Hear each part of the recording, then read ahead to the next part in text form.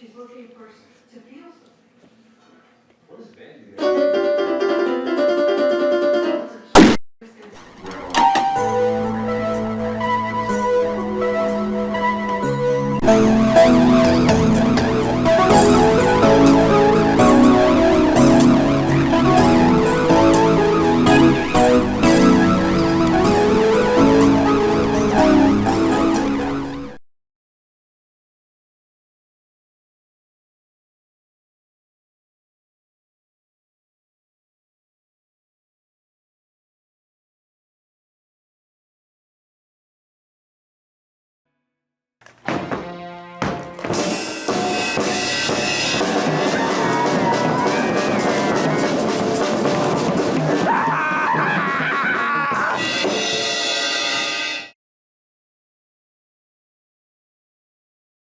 There are many things that make a band infamous.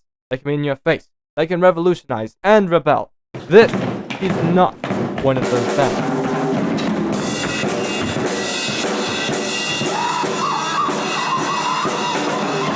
Today we're going to be talking about the most devastatingly bad band in history, Electric Fuzz. Critics have named Electric Fuzz to be the absolute worst band of all time. Many people point out Billy Bob Bunny, the frontman, to be the worst element. With his voice crackling vocals, his off-key notes, his bizarre antics performed on stage, and his dreadful lyrics and songwriting.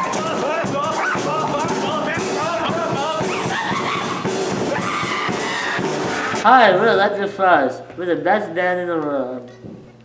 After Billy, there is Ron Ferocious, the mediocre keyboardist. Ron usually plays random notes on the keyboard, and he improvises everything, every concert, and every riff is completely different on the same song, but equally as terrible. I'm the drummer. Behind him is arguably the best member of the band, Darby Lawrence. Unlike the rest of the band, Darby's the only one who's good at playing his instrument. But still, Darby has two major issues. One is, he is tone deaf, and two, he doesn't even try to with the beat.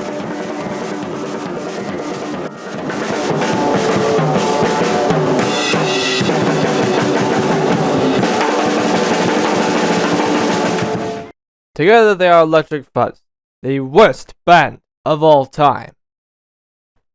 People and critics agree that Electric Fuzz is horrible, yet they make over 27 million on album sales a year. How is this possible? How did such a band start? How did they get a record deal? To find out, we must go back to the very beginning. So, how long have you been playing the guitar for? Who are you talking to? You. That's not a guitar! It's an accordion, you dunce! Billy Bob Buns was born in the year 1996 in a small farmhouse in Louisiana. Billy's dad, Bart Buckaroo Buns, told us Billy was born legs first with the umbilical cord wrapped around his neck. But the father unfortunately pulled him out before he suffocated. This was possible because Billy was only a 3-pound baby.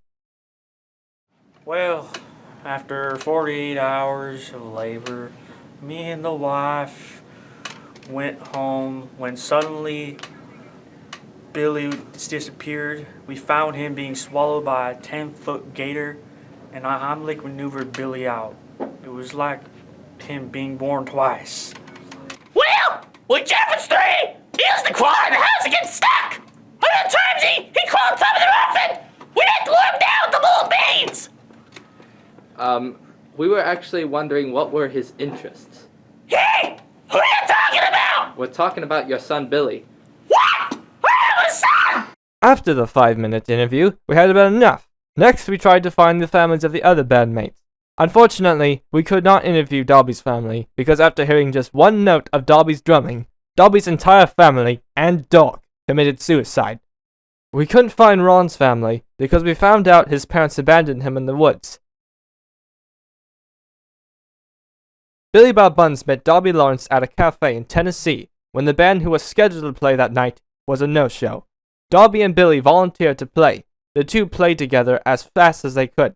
The only reason they were allowed to play longer than 5 seconds was because the crowd could not stop laughing. Unfortunately, Billy misinterpreted the laughter as something to be proud of. He and Dobby decided to form a band. They looked for a bass player and found no one. So, they decided to continue on without a bass player. Dobby also mentioned that he knew a guy with a keyboard. That man was Ron. Ron Ferocious.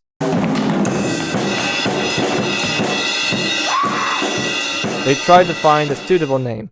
They came up with names like Chicken Rocks, the Ugly Bunnies, but Donnie mentioned Electric Fuzz, and immediately, Billy Bob Buns said no.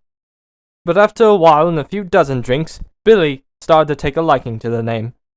Then came the big moment. The band found Dan Freely, who gave them a record deal. They gave me quite a laugh. I knew I'd make a few bucks off them. I didn't think they were serious until later. When did you find out they were serious? About a month later when Billy said they were serious. The band recorded their first album titled The First Album.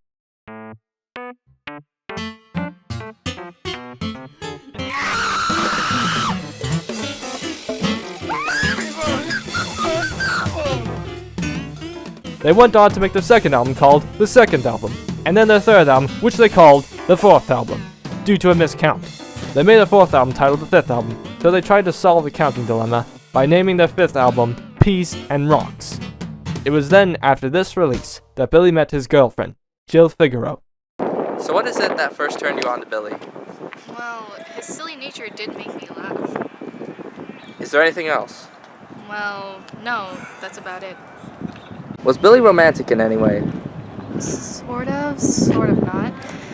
Every time when I tried to make out with him, he would just jump out the window and then sing a national anthem in Bangladesh, and then he wouldn't come back for another 2 or 3 days. How long was it before he asked you to marry him? About 3 months. What did you say? Maybe. Yeah! What about with your first baby? We were talking about your son's engagement. Oh yeah! Wait! Did I have a son? Yes, that's why we're here. Oh! Well, wait, I'm confused! Betty, what was your IQ by any chance? Hey! I'm confused already! Wait, what's an IQ? Did you love Billy? I can't do this anymore. Wait, you have to, it's for the documentary. Wait, come back. The band continued producing new material. They tried for a concept album titled I Stubbed My Toe. The first track on it was a 15-minute, 46-second track called Owie Part 1. Owie, owie, owie, owie, owie, owie, owie, owie, owie, owie, owie. Yeah! The second track is 5 minutes, but is actually more of a song. It is titled I Stubbed My Toe. I just stubbed my toe! I just stubbed my toe! Then immediately after it goes into Owie Part 2, which is once again 15 minutes of Owie Owie. This was their biggest flop. Afterwards, they went back to their roots. They released the album titled When You Wish Upon the Star. This album was confusing, and it was both their worst album and their best. When you wish upon a star, you got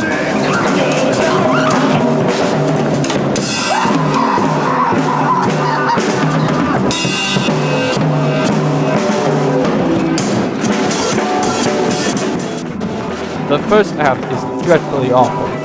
It includes Billy Bob Buns' When You Wish Upon the Star, which is absolute trash, and also the track called People Purple, which is just as bad.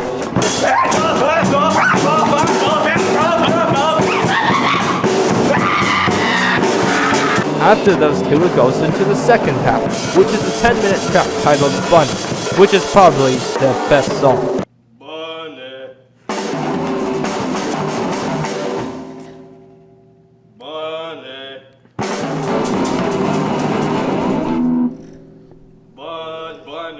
This was their hit, you know. It made millions. It went up to number 4 on the charts. It made me $1 million now. What was your cut? Yeah, about 95%. Why? Billy insisted on it. He said we weren't doing it for the money. I told him he was insane. He just laughed. The band continued. They released another concept album. This one was called Screaming for England, which was about a man from London who screamed at anyone who spoke to him. It was bad, but got number 21 on the charts.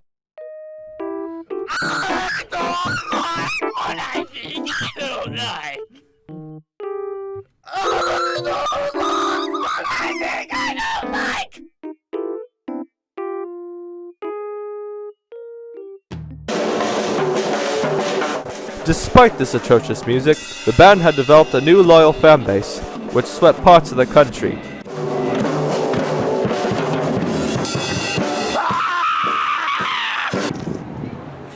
Yeah, man. Billy Bob Buns is an absolute genius. Man, I love Electric Fuzz. Yeah, I don't get the trend with Electric Fuzz. Yeah, Electric Fuzz is the best! Going back to our original question, how could such terrible music attract any audience whatsoever? We decided to visit a critic to find just what made the music so bad on a technical level. So, what exactly makes Electric Fuzz a bad band? Is it because they're offbeat all the time? Is it because they don't know how to play their instruments? Or is it just the fact that they're always screaming in their songs? It's fine, but it has a lot of notes. So this flower, I don't like this flower. It's not a real flower. It's a crappy fake flower. What does that have to do with anything? It has too much detail and too much wet marks on the flower. Way too much detail. Make it much easier for me to understand. What exactly are you talking about? A flower from the garden has to be a real flower, not too much art flower that has so much detail on it. So you're saying that music has to be simpler? Yes. After a half hour, the only thing we had learned was that music critics are worthless. Only a year later, after releasing Screaming for England, the band won an award for Worst Album Ever. The band had also replaced a rap artist known as Cash, who previously held the record for Worst Album of all time. Hey, what's up? I'm a rapper. I like to use a lot of F words, B words, H words, N words to others, especially when their skin is different. We tried interviewing Cash, but he could not stop rapping. I like to use a lot of bad words, the A word, the F word, the D word, the B word, the N word. We also noticed that Cash bears an uncanny resemblance to a certain music critic. Despite their success, Billy's artistic views were changing. He left the band in pursuit of a solo career. He released the album that should not be named. The album was 45 minutes long and had a repeat of Billy's voice and a single drum. I don't know what I'm talking about anymore. It's like, yeah. I don't know what I'm talking about. Those who listened to it all the way through suffered major strokes.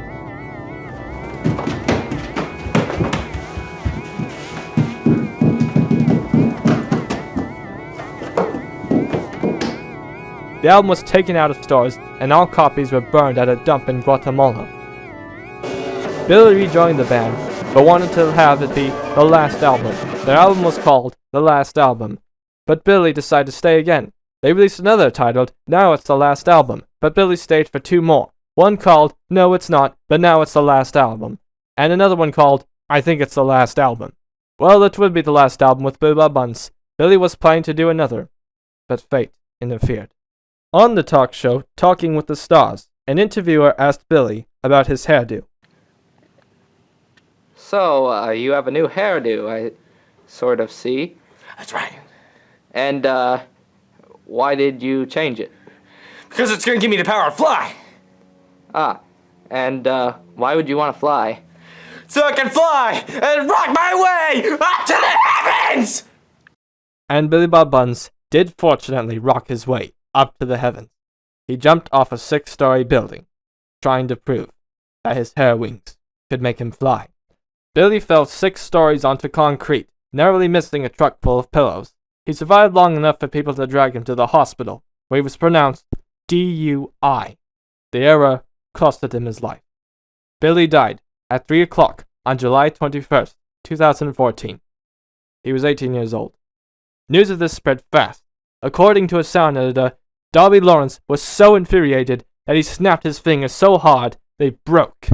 Billy was, a great guy, except for his mood swings and abusive nature and his drinking problem and his selfishness and his criminal tendencies and his extremely low IQ and absolutely no sense of morality and just all the other stuff he did. Although the band had lost their frontman, the band tried for a new album called Building Shock. It was not as bad as its earlier ones, but it flopped. Billy had made them sound so terrible, which is what made fans listen to them. The band needed to find someone who could rival Billy. After a long search, they found him. Roy Wallace was born in 1964 to a farmer and his wife. Roy was their first and last child to survive longer than 27 minutes. At the age of 27, Roy became a lounge singer. He was awful. But like Electric Fuzz, his horrible singing caused him to receive fame amongst other people who wanted a good laugh. He was exactly what the band needed. They joined together to create their 14th album. This one was called Pearl Refrigerator. To record this, Walrus and Ron Ferocious switched instruments. Ron Ferocious started playing guitar, and Walrus played the piano.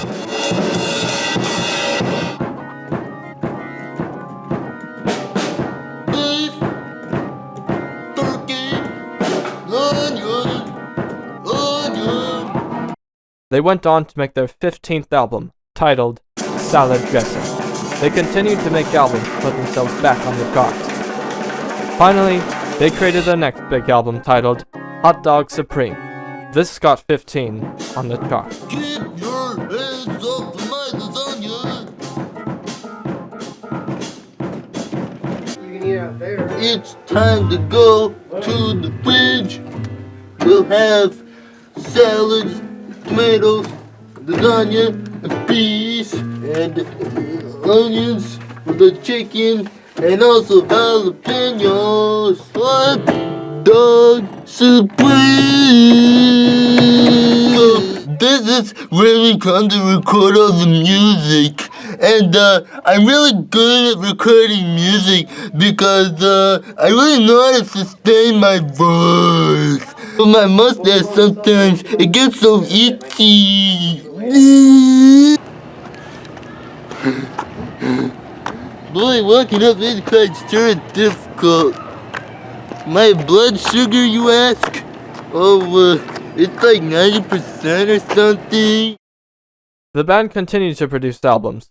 They came up with albums such as Enchilada, Onion Breath, and Chili Beef Tornado.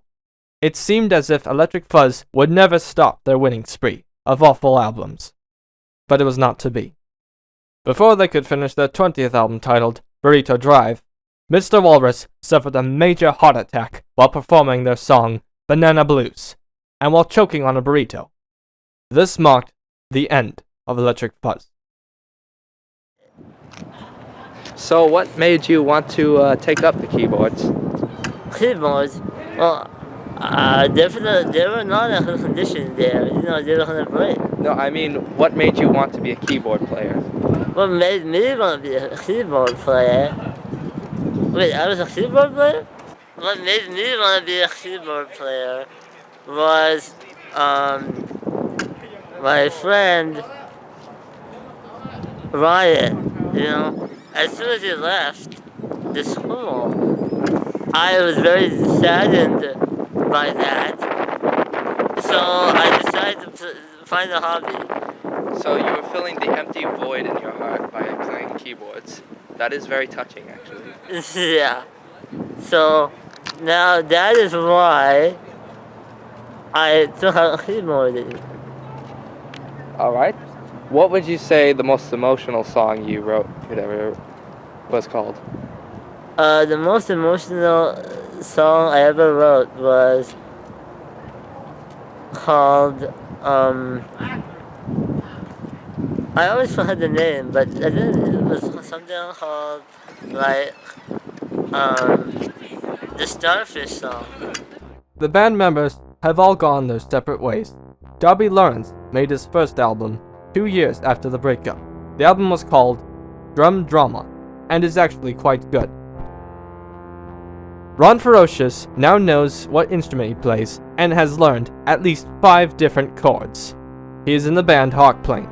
The band is mediocre, but seems to be getting better, and is an honest effort at good music. Dan Freely is now a professional cowboy. Jill Figaro is now a therapist, and is more open to talking. Betty and Bart Buns are missing, presumed to have been eaten alive by an alligator. Billy and Mr. Walrus are still dead. Billy is buried in his hometown. Walrus's body was never found after the ambulance fell into the Grand Canyon. So after all of this time, what have we learned?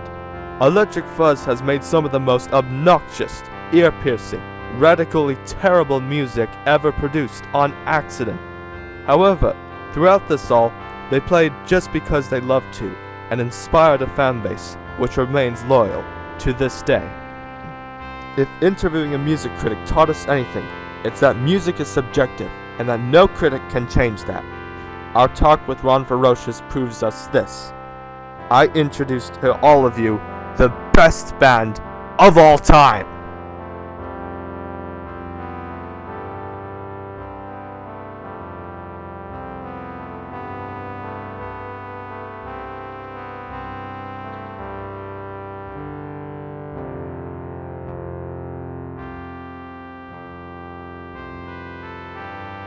You've been so much good for you! You've been so much good for you! You've been so